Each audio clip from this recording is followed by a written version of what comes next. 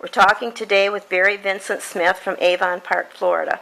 The interviewer is Elaine Snyder, Director of the Historical Society and Museum in Byron Center, Michigan. We are participating with Grand Valley State University, assisting with veterans interviews for the Veterans History Project. Barry, could you start by telling us when and where you were born? I was born in Syracuse, New York, April 23rd, 1920. Do you have any brothers or sisters? I have two brothers who were both pilots in World War II. And what did your parents do for a living? My mother was a housewife. My father was, when he graduated from high school, he got a 4-year scholarship to Syracuse University for track. And then he had a good job in an office in Syracuse, and when the Depression came along, he lost his job, and we moved to a little town of Chittenango, New York, which was 18 miles east of Syracuse, and there he was able to buy a milk route for $1,000 and a truck. And so he peddled milk to all over Chittenango, which was 950 people. And that's what he did for a long time. Is that where you went to school? Went to school in Chittenango till I was, I was a freshman in Chittenango High School. And then Dad decided to move to Houston, Texas, because he thought his mother was going down there and he thought he would find something better to do. However, this milk route was very wonderful. We bought a 4-acre home in Chittenango with 2 big barns and 4 acres and for $4,000. And he raised everything, potatoes and corn and green beans, and he raised chickens and rabbits, so the Depression didn't affect us too much. So is that where you graduated? And so then he decided to go to Houston, where his mother went for winters and looked for some kind of a good job there. So he sold everything and we moved down there, and he didn't find anything, so we came back to Chittenango. And then I didn't stay with him. I decided to go and live with my cousin Ruth up in Syracuse, New York, which I did. I went to my junior and senior year in high school. In fact, it was the same high school where my father had won so many races in track. So you graduated from there then? So I graduated from Central High School in Syracuse, New York. Did you go further, like in college? No, and then I just sort of drifted around from family to friends for a year or so till I got a job at the telephone company in the office, and I was there 2.5 years. And in September of 1942, my brother, he graduated from Syracuse University in June of 41 and went right into the Army Air Corps and hit his wings by the time of Pearl Harbor. And he wrote to me and he said, "You better learn to fly. They're taking women into the Air Force, but you've got to have 35 years of flying time." 35 hours? To be interviewed for the WASP, the Women Air Force Service Pilots. Mm-hmm. So you must have had an adventure in your soul to want to learn how to fly in planes during that era. Well, I right away called Amboy Airport, and they assigned an instructor to me. And so after work the next day, I took a bus to Amboy Airport, which was a half-an-hour bus ride west of Syracuse, and the bus driver called out Amboy Airport, and as I was getting off, I looked around and there wasn't a house or barn or tree or anything, and I said, no, I want to go to the airport. He said, "This is it, lady, 4 miles down that road." So every time I had a lesson, I either walked or I hitchhiked. And so that's how, and then I could afford, the lessons were $14.50 an hour dual, which took half of my pay, which was what I could afford each week, so it took me probably 35 weeks to get. So what were the planes like back in those days? Oh, just like little Cubs or something. two-seaters like for an instructor and a student. So, what kind of training did you have and how long did it take? Well, all I did was learn to fly, and I soloed after 8 hours of dual, and then I moved to a little airport down in Canastota, New York, after I soloed, which was only 8 miles east of Chittenango, and that way I could stand in front of my house and hitchhike down to that little airport. And I did that every time I was going to fly pretty soon, and I had a new instructor, and I got off, and I'd hitchhike and get a ride, and the people would let me off, and then I'd walk a half a mile up to the airport and then fly. And then when I had 20 hours of solo and dual combined, my instructor said, I just got a job testing radar by flying over their factory, GE factory, for 3 hours at a time. He said, I'll give you that job and you will get the free flying time, and he would get the money for it. So that worked out perfect. That way I could hitchhike to Canastota Airport, walk a half a mile up, fly to Syracuse, New York, which is 30 or 40 miles away, find the factory, and there were hundreds of factories. I don't know how I found it, but I did. And then fly 3 hours back and forth, testing radar, whatever that was, and then fly back to Canastota, walk back to the highway and hitchhike home. That was my life on weekends. So how much did you know about World War II at the time? I know you said your brother went in. Did you know much about World War II at the time your brother went in? Did you? No, except we were terribly shocked when the Japs bombed Pearl Harbor. We didn't even know where Pearl Harbor was until they explained it on radio, because we didn't have television. We had a radio. And I remember that day we were so shocked. Because we heard about it, it happened at between 7 or 8 o'clock in Hawaii. And I think it was 12 or 1 at that same time. So after you got your training time in, it didn't take any long to go try to join that service. Well, then in September of 42, as I said, I had a letter from my brother telling me about the WASP, and so that's when I started flying. And I knew nothing about the Air Force or the Army or anything, but I was going to be able to fly, and I'd never thought of that before. But when there was an opportunity that came along, I was going to take advantage of it. So why do you think there was such a need for women to fly? Well, there had to be someone do the jobs that the men were doing when they left for combat, because there weren't many men trained for combat at the time of World War II. So we were trained to do all the jobs that they had been doing, and they went into combat, and we did the jobs they were doing.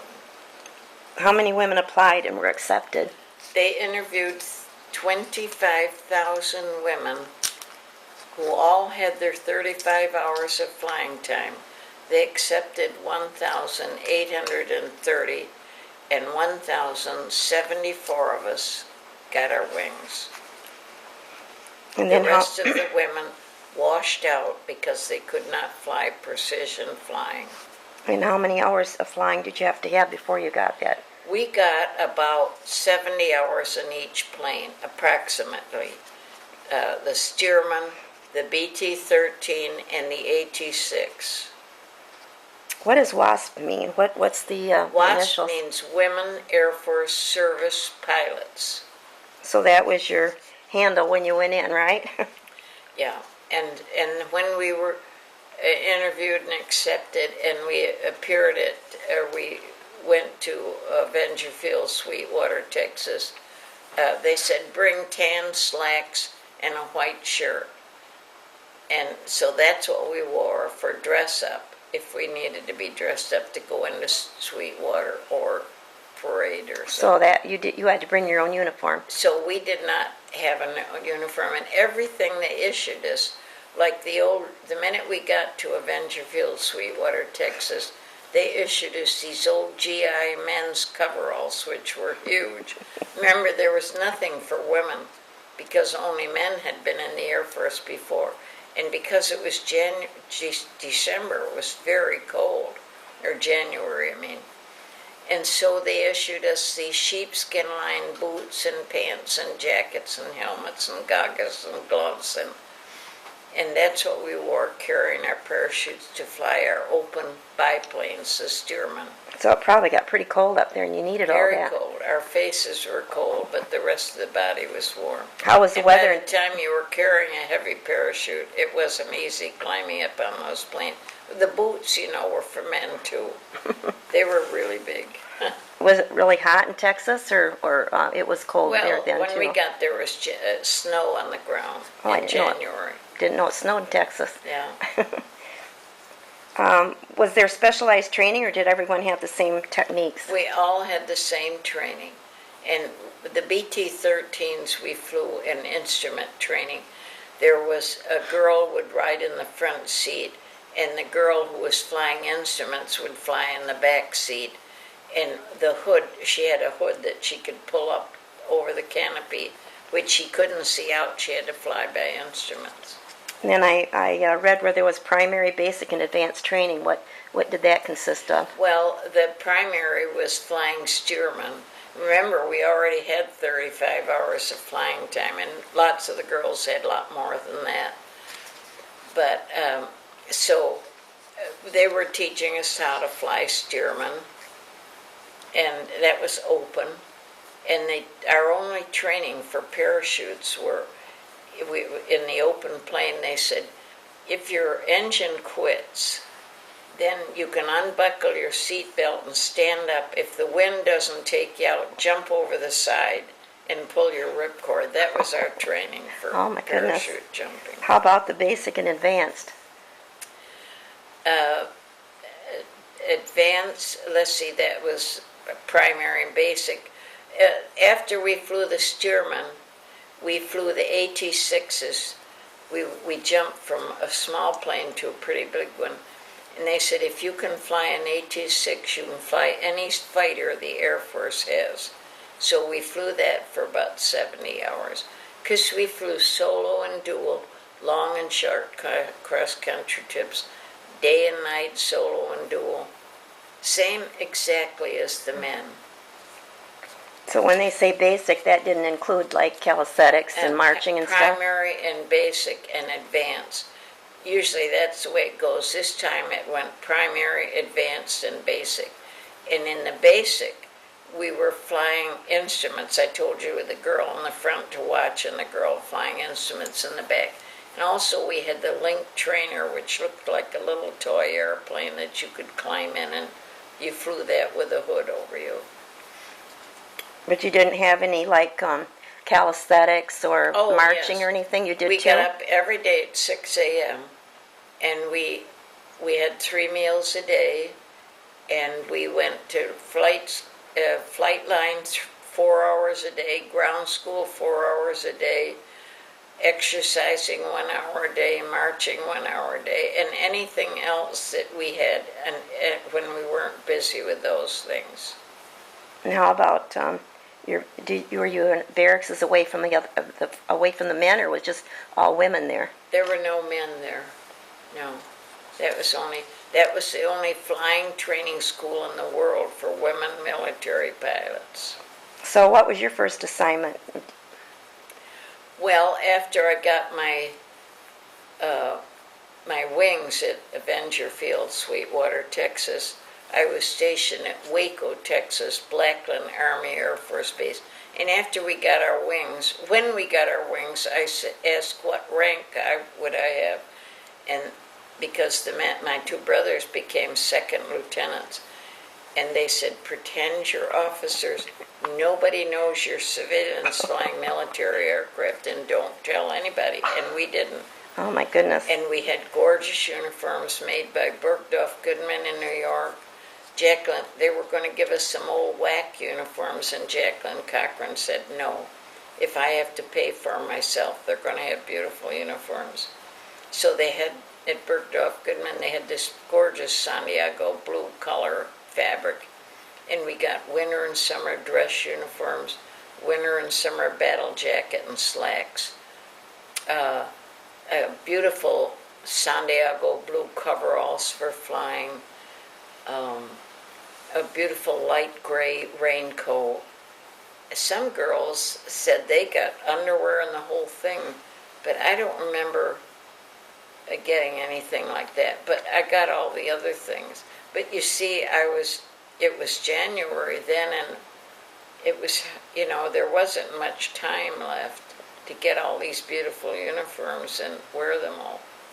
But of course, I wore mine as civilian clothes when I got home because you could take the insignia off and they were beautiful. And the Air Force changed to Santiago blue in 1947 when it became the United States Air Force. So where did you go for your first assignment? Waco, Texas, Lackland Army Air Force Base. That was a base for hundreds of men cadets who were learning to fly the AT-10, which was a twin-engine advanced trainer. And those cadets were learning to fly that, and then they would go on to four-engine or twin-engine bombers, and then go into combat. So you think you were ready when you walked in there? And when I reported for duty at number 1 hangar, there were 4 hangars and 4 WASP there, and when I reported for duty, I said, "Sir, I'm reporting for duty as your new test pilot." And he said, "Jesus Christ." And I said, "No, Barry Vincent." And no woman had ever been in that hangar before, and they didn't tell him I was coming, and he was in total shock. Oh. But right away, he got a twin-engine airplane, an instructor, and a parachute for me, and we went up, and he gave me 3 hours of duel, and he said, "I've taught you all I know about this airplane. You are a test pilot now." So the next morning, I came down to work at the hangar, and there were 8 AT-10s to be tested, and I tested them perfectly. Good for you.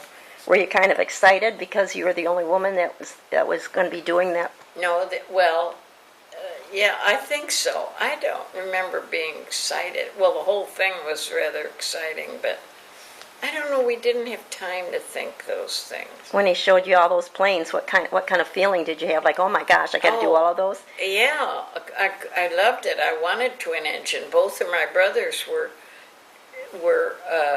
instructors in AT-10s over at Moody Field, Valdosta, Georgia, and I was a test pilot in AT-10s at Lackland and Waco. So what did you have to do during your test piloting when you took the plane out? Up on the blackboard, each plane that had to be tested was listed. In the first morning I flew those, there were 8 of them. And after I landed the plane, after I had the 3 hours of duel, I went into the hangar. I talked to every mechanic there for at least 2 hours, found out exactly what they wanted me to do. And so the next day I knew what to do. And then it was written on the board what had been fixed on what was wrong with the plane, what they'd fixed. So I tested for that one thing. And I had a certain area that I had to go to test it. And after I had been there for a month, the commanding officer came to me and he said, "Would you please teach this WASP how to fly AT-10s?" And why she hadn't learned before, because I learned a minute after I'd been there practically. But evidently for some reason she didn't, I guess. So I took her up and I gave her 3 hours of duel. How long did you usually take with each plane? Well, it depended on what was wrong with it. But not more than 15, 20 minutes, half an hour maybe. Fly to the area where we had to go, do whatever I had to do. You didn't have any special maneuvers you had to go through, just flying? Probably. I'm sure we did. I don't remember that now. But I'm sure whatever was wrong with it, you had to test it for that thing and do whatever it took. I don't remember that now. So after the first initial shock of being introduced as the test pilot, how were you treated after that? They, just like any Fine. other guy? They were very good to us there. We ate our breakfast in our barracks. We had a nice barracks we shared with the Army nurses. And we had each girl had her own little room with a twin bed, a dresser, a mirror, and a chair. And we shared the bathroom and the kitchen and the living room of the Army nurses. And we'd cook breakfast in the morning, and then we'd have lunch in the officers' club and dinner at the officers' club. So you had cooking facilities that you could take care of yourself. If we wanted to, we could have cooked at home, but we didn't. So what other type of flying assignments did you do, or did you just stay there? Well, I stayed there the whole time at Lackland, and then they would bring in UC-78s, which were twin-engine advanced trainer that were becoming obsolete, and we would have to test them to see if we could fly them to the dump up in Dallas. And of course, that's what we did. They'd bring them into our base. We'd test them, and if we could fly them to the dump, we would up in Dallas. And here's a great big cow pasture, which was these UC-78s were all lined up, and I suppose they were just going to get rid of them and destroy them. I don't know. So what were some of the other assignments that the other women did during the war? Not just test pilots, but there was several other things that there you were did. all kinds of different things that they were doing. Like in the ferry command, they were ferrying the planes from the factory to the point of embarkation. No WASP went out of the United States. They would just fly those to the point of embarkation. And there were 38 women killed in the 2 years and 2 months that the WASP were in the Army Air Corps. And all of us went, it depended, like I was stationed at Lackland at Waco, Texas. It depends on wherever you were sent, you flew whatever plane they had at that base. And testing and ferry command and towing targets. And That seems like it would be kind of dangerous, towing the targets that they'd miss. this one man that I've slightly become acquainted with, he was a FedEx pilot, and it was his aunt, I think, who was killed towing targets, and she'd been up towing targets, and somehow her plane caught on fire, and she came in and landed, but could not get the canopy open, and she burned to death right on the runway. So there was a lot of assignments that was really dangerous, but you didn't Very think about it. dangerous, Yeah. Well, in fact, they were all dangerous, because if you were testing an airplane, you didn't know what might happen to it. But when I was giving that WASP the 3 hours of duel when we were coming in for a landing, we couldn't get the gear down.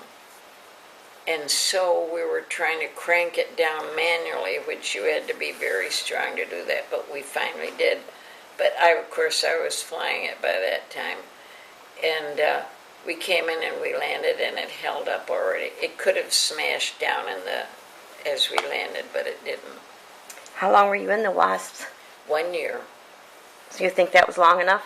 You really I wanted more. wanted to spend my whole life there, for 20 years at least. Oh my goodness. I loved it. I read where they were disbanded in December of 1944. Is that right? December 20th, So, 1944. You were in for the duration of the whole thing then. That was the WASPs were just the See, WASP for a year. The WASP were only in for 2 years and 2 months, and then we were disbanded. And you were just there for a year, so others were longer. The war wasn't over until the next August or September. So we could have been in another 9 months, or which made us sick that we couldn't. Delta offered us jobs as flight attendants. We said, we can fly any airplane you have. So that's too bad, since it would have been a good career for you. Yeah. Where did you live then after that? Well, after that, of course, then when I came home from the day before we were to be disbanded on the 19th of December, the commanding officer came to me, and he said, it was 3 o'clock in the afternoon, and I'd been testing AT-10s all day. He said, I want you to fly as a sergeant to Columbus, Ohio, right now at 3 o'clock. And so I said, yes, sir. And we got a parachute for him, and I ran to my barracks and got my toothbrush because I knew I'd have to stay overnight. So we flew to Memphis, Tennessee, and I got fuel. And then we got up to Columbus, Ohio, maybe 9, 10 at night, and there were about 10 four-engine bombers, B-17s in the traffic pattern. But I worked my way in and landed and stayed in the BOQ all night. And then I came down to the operations office the next morning. And this young lieutenant said, anybody going to Memphis? And I said, I am. He called that out, and he came over to me and he said, who's your pilot? And I said, I'm the pilot. He said, ooh, I've never ridden with a woman pilot before. And I said, you'll love it. And he did. But, so we took off, and I let him off at Memphis, and I got fuel. And I said, this was the last day we could fly. We were disbanded that day. So the mechanic said to me, I'm sorry, but you can't take off. Your plane hasn't had its 100-hour check, and you cannot take off. And I said, that's all right. I'm a test pilot at Waco. I'll fly down there and let them do it. He said, you're not going to leave here without the 100-mile. So I had to call my captain and tell him. He said, stick with the plane. You got to bring it back. So I was there for 3 days until December 23rd. At 7 o'clock in the morning, they had it finished. So I took off. I flew to Waco, and my captain said, Barry, I'm going to give you a twin-engine plane to fly it to Syracuse, New York, so you can get home. And then when I got back, all the WASP had left on the 20th. I was the only WASP flying after December 20th. My brother had to fly back to his base, and he gave Lester Smith, the Marine, he gave him a ride back to his base in the B-25, and about 2.5 hours after they left, I was out in the yard, and all of a sudden I heard this roar, and I knew it was a B-25 coming right down the main street of Chittenango, about 50 feet off the ground, right over our house. Artie was giving us a little flyby. And so then he went over Tony Engelmeyer's farm and up over the Pinnacle and on to their bases. And then somebody thought they'd crash because they went over the Pinnacle, which was a hill. And so the newspaper man came to the house to see what had happened. He said, people say that he was flying at about 50 feet right over the town. I said, oh, he would never do that. He was flying the regulation height. I lie a lot. So that was in the paper. I still have the newspaper article. Oh. So anyway, then I thought, well, what in the world am I going to do with my life? I've got enough ratings and everything. I could be an airline pilot, but nobody would hire a woman. I could have been an instructor. I had enough of everything for that. But I didn't have a car or any money to get to an airport. So I thought, I'm going to take a bus down to the ranch, and my mother's cattle ranch in Sebring, Florida, and spend a month there trying to figure out what I'm going to do. So I took the bus, stood in front of my house, waved at the bus, and he stopped. I don't know if they do that anymore, but I waved at him and he stopped. And so it took a couple of days to get down there, and so I was there about 2 weeks, and I had a letter from that Marine, and he said, I've got a 10-day leave, I'm coming to the ranch. And I thought, I wonder if he's bringing Betty. And so I met him, I borrowed Mom's car. Now the ranch was on a sand road. Route 98 was just a sand road. We didn't have any electricity from 1939 to 1947. So I borrowed Mom's car, I drove into Sebring, and I waited all day at the bus station because I didn't know when he was coming in.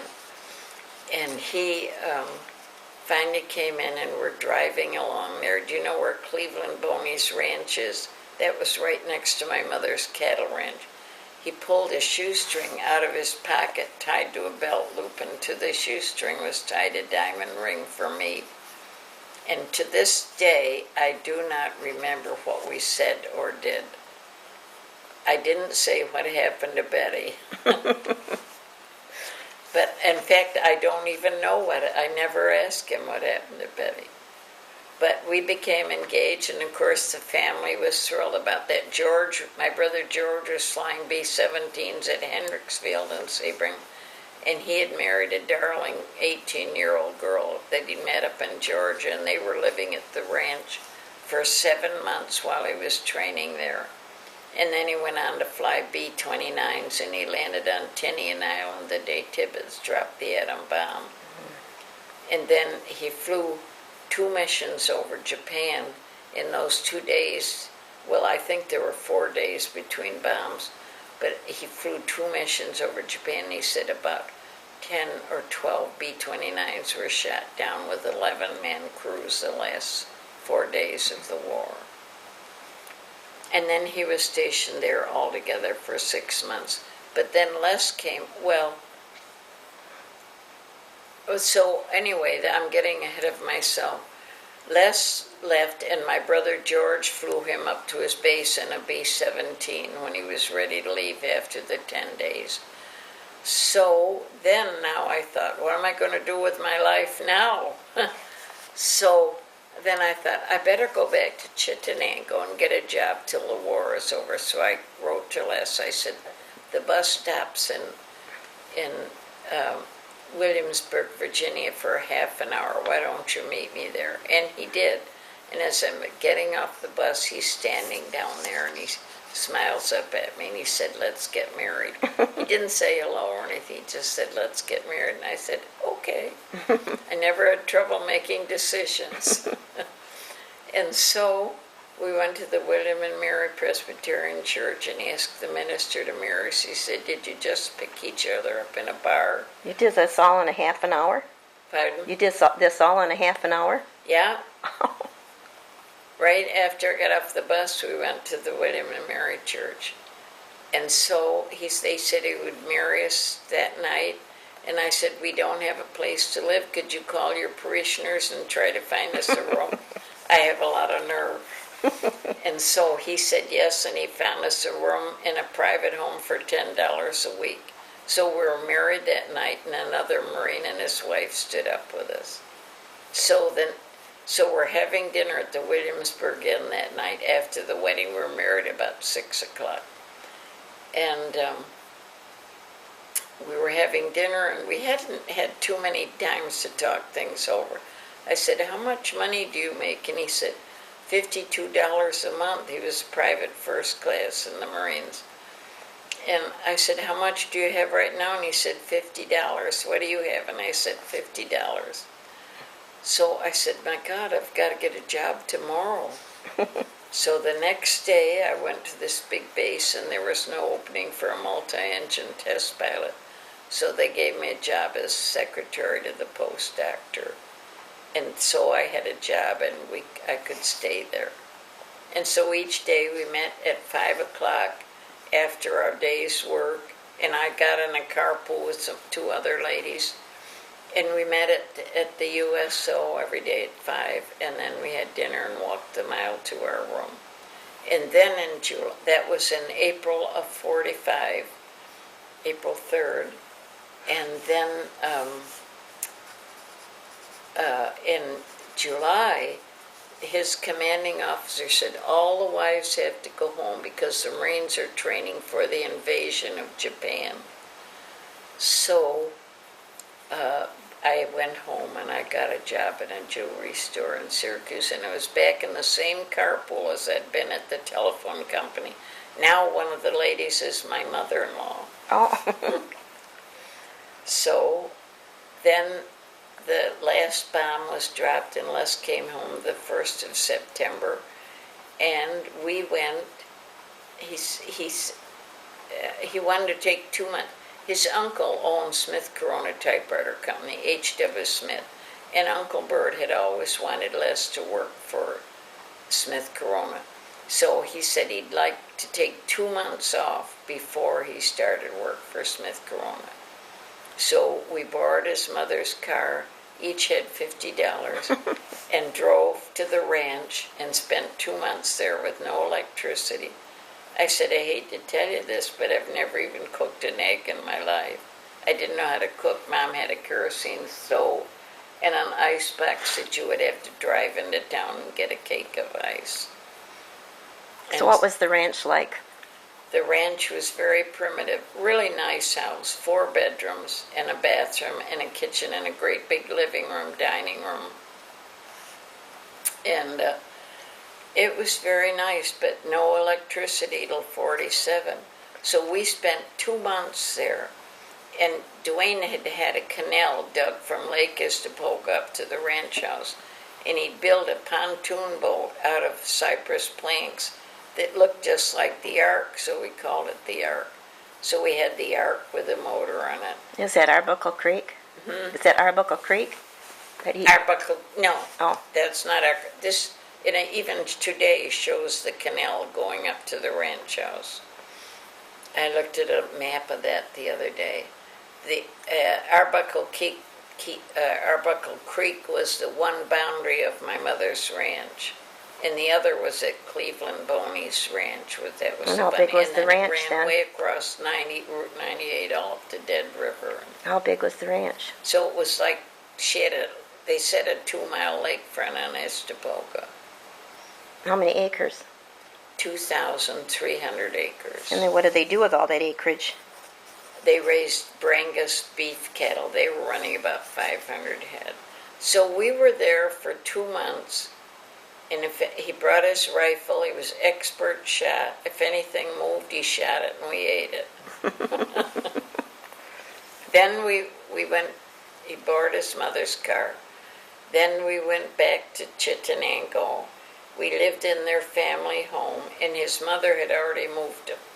When Lester went in the Marine Corps, Uncle Bert made a job for his mother as receptionist in Smith Corona office. So she stayed there 17 years and loved it. So he had her move up into his house with him because he had a chauffeur and a butler and a cook and 2 maids. So she was well taken care of. So then when we came home, we lived in their family home in Chittenango for 6 years, had 2 children, a boy and a girl.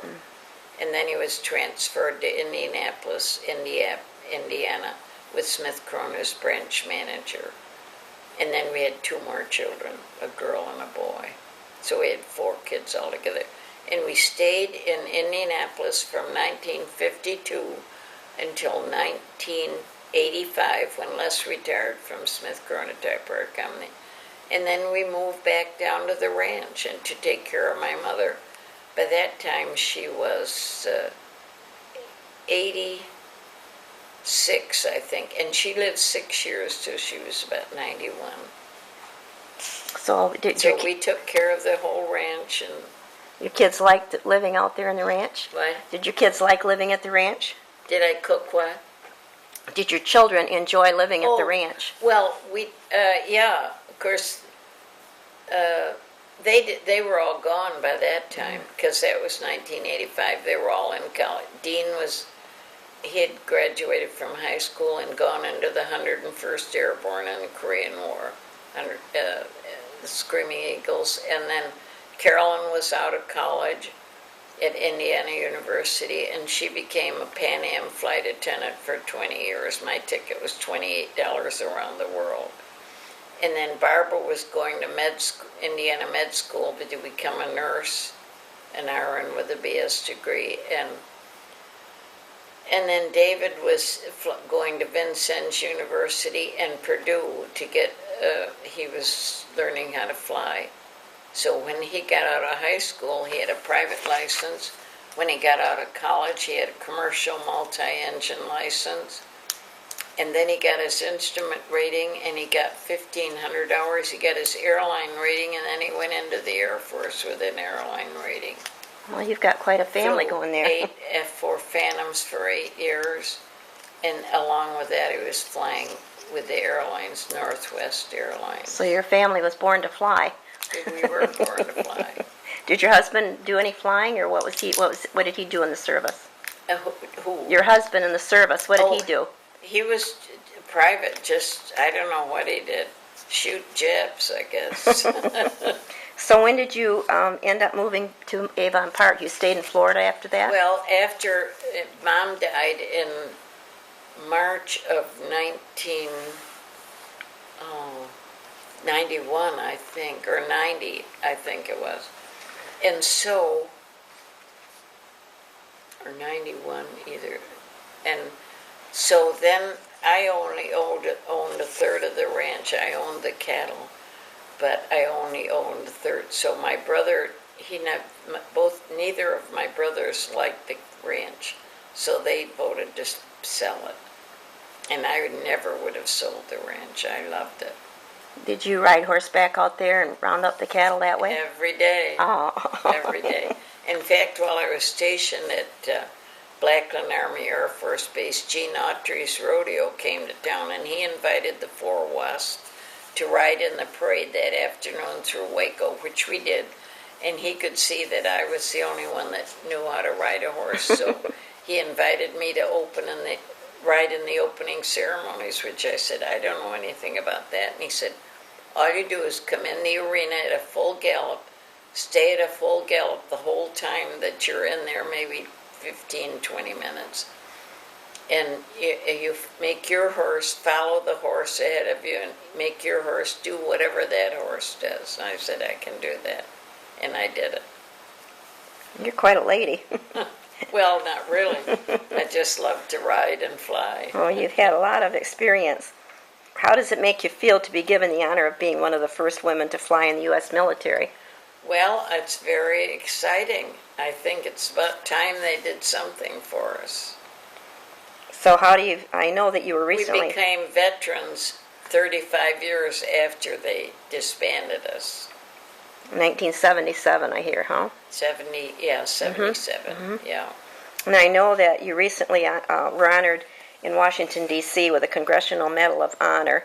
And No, that's can you the tell me something about that day? Congressional Gold Medal. Okay. Can you tell me something about that day when you heard about it Well, and how you got of course, we flew in. I sold a gold necklace for $504, so I paid for the air for Dean and Carolyn and myself. And so I didn't need that. I sold all my good jewelry. So we flew into Washington. My daughter lives there, and she is married to a Marine. He was a colonel when he retired. He flew Marine helicopters for 30 years. In fact, he could have been Clinton's helicopter pilot, but he was the commanding officer of New River Helicopter Base, and he would rather do that. But and so he was invited to change of command for Clinton's helicopter pilot, and he couldn't go, so they asked me to go in his place with his wife, which we did go to that. But what were we talking about? You asked me a question. About going to Washington, D.C. Tell me about that day. So we went to Washington. Barbara and Dean and I flew up, and Carolyn met us, and we stayed at her house. And the next morning, we flew in the 9th, so we missed our plane didn't get in until 7 o'clock, so we missed everything that went on the day before. So the next morning, we had to be at the Gaylord Hotel at like 7:30 or 8 o'clock, and they had 30, 40 buses waiting there because they wanted people to park there, and you paid $20 for the bus fare, not for the WASP, but the other people. And so they loaded us on these buses after we parked in the parking lot, and we sat there an hour and a half in the bus. And then finally we started moving, and by the time they unloaded all those buses, I was seated, and when the day before we were to go, this young woman from the Air Force, not a pilot, but just in the Air Force, called me here and said she would be our guide. So she met us at the hotel and stayed with us the whole time, took us wherever we were supposed to go. Each WASP had a guide. And so we got to the Capitol. There would be no place to park if you went to the Capitol. So if you tried to drive there, so we so we got off, and she helped us into the big room that we had, and there were about 200 WASP there. And I was in the very last row, and my children were standing behind me. They didn't even have a chair. There weren't chairs enough. But there were other side rooms they could have gone in, but they wanted to stay in the main room, so they had to stand. And I've got the pictures of it over there on the counter. But So it how was the medal exciting, but presented?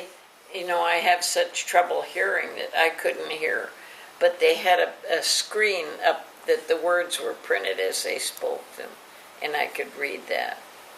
So how did they present it? Each individual, or how did they present them? No, that each person on the stage, like Nancy Pelosi and all the people, the important people in the Congress, were there to speak. Tom Brokaw spoke, and then it was only a 1-hour program, and then they presented a solid gold medal to Deanie Parrish, who was originally from this town, and she and her daughter were the ones who have carried on with all this WASP stuff. They made a museum in Sweetwater. They've got the big fly girl exhibit in Washington, and so she was presented the gold medal, and that would be put in the Smithsonian. And so we each got a bronze medal, and the girl who was our guide got those, and she gave a little speech to each one. She presented those to us. So you got that medal. Did you have any other medals since you were in the service? I see you have your silver wings on. Oh, well, someone gave me these. These were not, the original wings were like this, only they had the diamond in the middle. This was Walt Disney designed these little fifanellas. And a man that I didn't even know gave that to me, which I was really thrilled. I liked it. And you got your Medal of Honor. Is there any other medals you got? No, that was it. How popular has your And there was service? supposed Okay. to be a reception, but they had the biggest crowd they've ever had in the Capitol building. They've never had so many people. And there was no way they could have a reception for 500 or 600 people. So then then our guide took us back to the bus, and then we went back to the Gaylord and had lunch out in the beautiful dining room looking over the water. And people started coming in there for lunch. But I didn't get to see any classmates, because they were sitting all over, and there was no way you could get to them. They were so crowded, everywhere. Do you keep in contact with any of the people you was in Well, service yeah, with? Betty, my best friend who's in those pictures, she lives in Phoenix in the winter and then up near Seattle in the summer. And I talked to her before, and I've got to call her too and tell her all about it. And I've got 10 messages on my machine, but I can't understand what they're saying. But Betty decided she did not want to spend the money, and she had to go alone, and she would have been staying in the hotel alone and everything. And my daughter didn't have room for her there because there were 3 of us coming. How popular? So she didn't come. How popular has your service experience made you? How come? How popular has your service experience made you? You probably do a lot of lectures and shows and things. I do a lot of speeches all over, and go to a lot of air shows. We're invited to a lot of air shows. And Tibbetts, Paul Tibbetts, who dropped the atom bomb, the first one, he's been in a lot of those air shows. He died about a year ago. He's as deaf as I am. He was very deaf, too. And I understand you've got a spot on the Today Show coming up next week. Have a what? A spot on the Today Show coming up next week? Well, I don't know. They were supposed to call me Wednesday. They said, we'll fly over and get you, and you can stay at a hotel and food and everything. But I haven't heard. Well, of course, the message is probably there on the telephone. Has any of your family joined any service, or are they currently flying? My grandson is flying F-18s out at Miramar, and I've just been out to visit him in San Diego.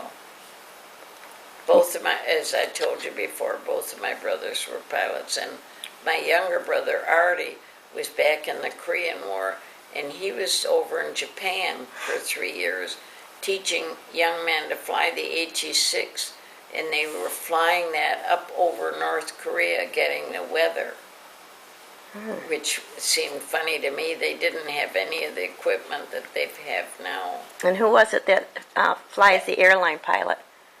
That's my youngest son Okay. that is flying. He's flew F-4 Phantoms for 8 years with Indiana Air Guard. Now, you just had a phone call a few minutes ago from Tokyo. Who was that? That's young David that flies with the airlines. He calls me from wherever he is. Oh, that was nice. And how long has it been since you've taken a plane up yourself? After I got out of the WASP, I didn't fly at all because nobody would hire me. And I wasn't interested in just renting a little plane and flying around town. I wanted a job with money. You wanted a big plane, not a little one, I huh? wanted a big one, and I wanted money. How do you think you're making the decision to fly so many years ago changed your life? Well, I don't know, but it was probably the most wonderful experience that a woman could have. Exciting every minute. Do you have anything else you want to add to your story before we end the interview? Well, I think we were mighty lucky to be ready to do it and could do it at that time. We who the 25,000, which at first I didn't realize that there were that many interviewed. And I still today have no idea why they accepted 30 women. Well, it's been a great pleasure to talk to you today, and I want to thank you for your interview, and thank you so much.